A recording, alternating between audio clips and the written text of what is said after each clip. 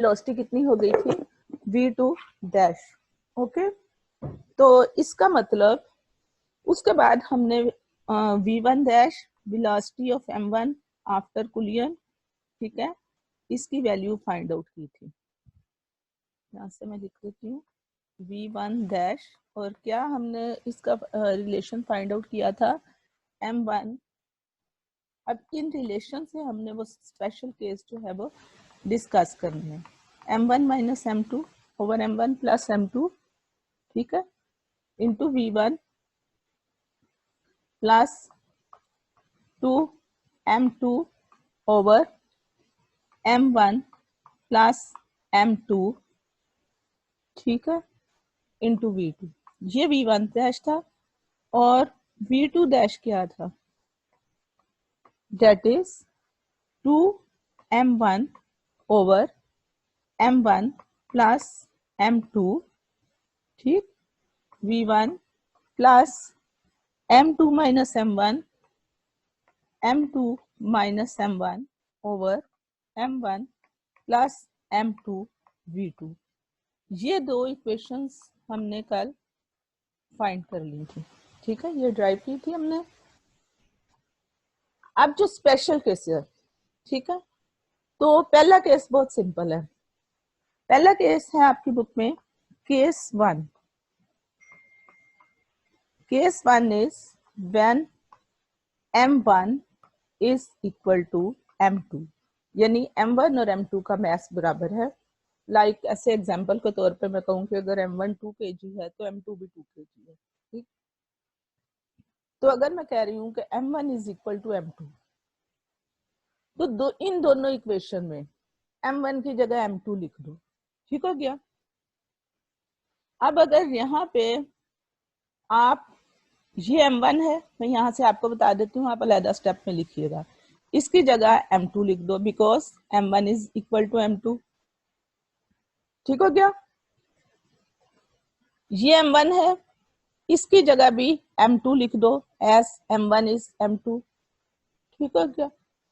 ये भी m1 है, इसकी जगह m2 लिख दो, ये भी m1 है, इसकी जगह m2 लिख दो, ये भी m1 है, इसकी जगह m2 लिख दो, ये भी m1 है, जिसकी जगह m2 लिख दो। अब ये सारा कुछ आपने खुद करना है, मेरा मतलब है एक अलग स्टेप पे करना है, मैंने इकट्ठा कर दिया ताकि आपको उस तरह मैं आगे करती तो आपको पता ना चलता।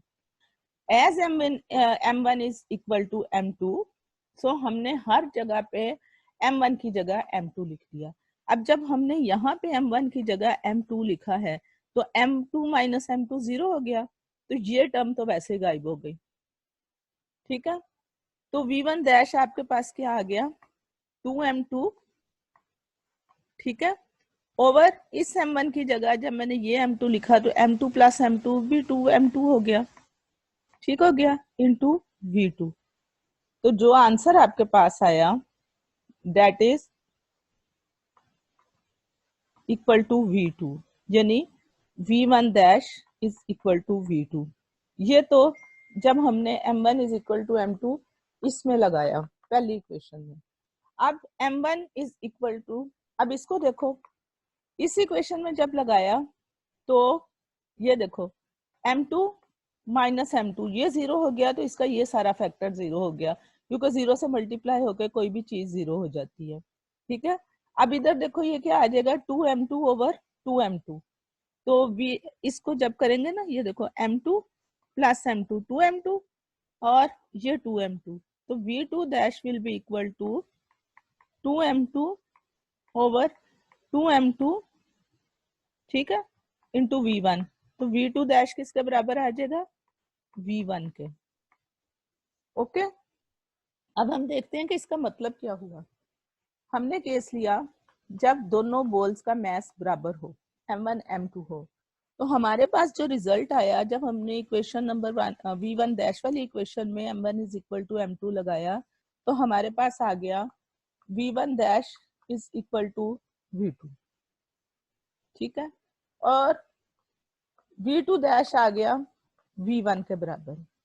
अब इसका क्या मतलब है, इसका ये मतलब है कि अगर इलास्टिक कुलियन दो ऐसे बॉल्स के दरमियान होता है जिनका मैस बराबर हो, ठीक है, तो after कुलियन v1 dash velocity of mass m1 after कुलियन है और v2 velocity of m2 before कुलियन है।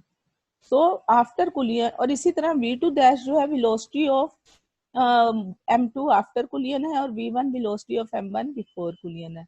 तो इसका मतलब ये है कि अगर हम दो बॉल लेते हैं जिनका मास इक्वल हो और वन डायरेक्शन में उनका इलास्टिक कुलियन स्टडी करते हैं तो, और वेलोसिटीज ये आपको पता ही है, ठीक है, before कुलियन v1 v2 and after कुलियन v1 dash v2 dash. तो v1 dash that is the velocity of ball m1 after कुलियन will be v2, यानी आफ्टर कुलियन जो बॉल m1 है वो v2 वेलोसिटी से मूव करेगा, मतलब उस वेलोसिटी से मूव करेगा जो बॉल v2 की कुलियन से पहले थी। फिर इसी तरह आफ्टर कुलियन v2 डैश जो है जो m2 है, v2 dash is the velocity of mass m2 after कुलियन। तो कुलियन के बाद जो मास m2 है वो v1 वेलोसिटी के साथ मूव करेगा, यानी जिस वेलोसिटी के साथ जो है m1 बिफोर कुलियन मूव कर रहा था, मतलब उनकी वेलोसिटी जो है वो चेंज हो जाएगी, ठीक है। So whenever elastic कुलियन takes place between two same masses their velocities are interchange, यानी अगर उसकी वेलोसिटी मास m1 की जो है v1 थी बिफोर कुलियन और मास m1 की v2 थी, तो आफ्टर कुलियन मास m1 की v2 वेलोसिटी के साथ मूव करेगा और जो मास